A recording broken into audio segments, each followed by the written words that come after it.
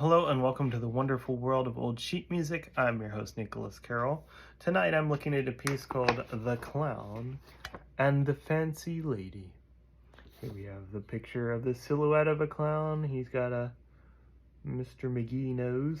And we have the Fancy Lady. This is by Esther Payne.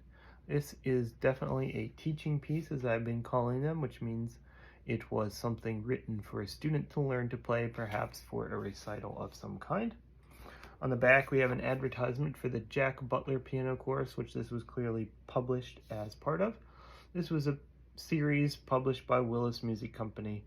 Willis Music Company is out of Ohio in Cincinnati, and it still exists, though it does not currently publish the Butler method. They have one they just call the Willis Music Method now.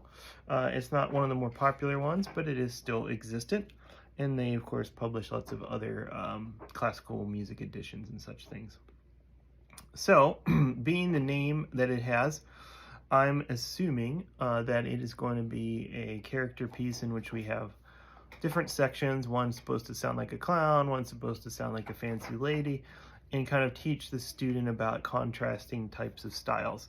So in music, we have something called a humoresque a lot of times, which is like a silly kind of piece that's supposed to be like a court jester theme, you could say. So it fits with the clown, certainly. And then Fancy Lady would be more of a waltz, maybe, or some sort of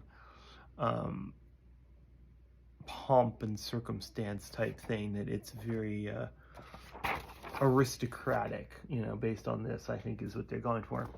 So when I look at the actual music, this looks to be about intermediate, maybe mid-intermediate. It has staccato notes and lots of things that are a little bit beyond beginner.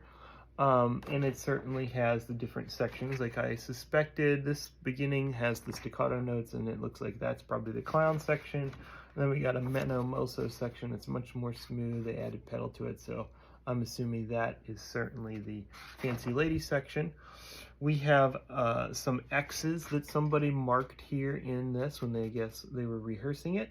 And I'm assuming this is to cancel out the pedal marks that they were thinking, uh-oh, a sharp, I can't pedal with that sharp in this, it'll mix together and it won't sound good.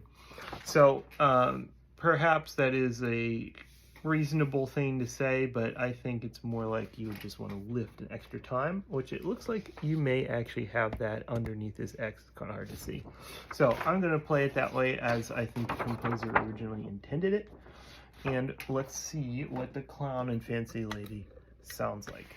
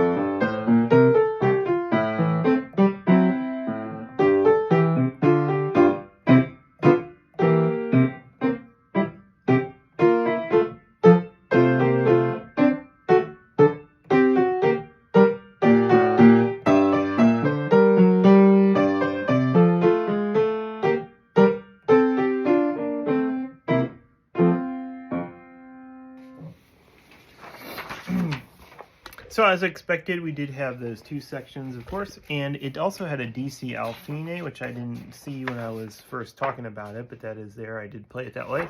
Jumps back to the clown section again. So it's more like the clown and the fancy lady and the clown again. The other thing I forgot to mention previously was the publication date. This is published in 1988. So it's certainly not as old as some of the other pieces I've been playing recently. I was actually alive. I wasn't very old, but I was alive. So that's the clown and the fancy lady.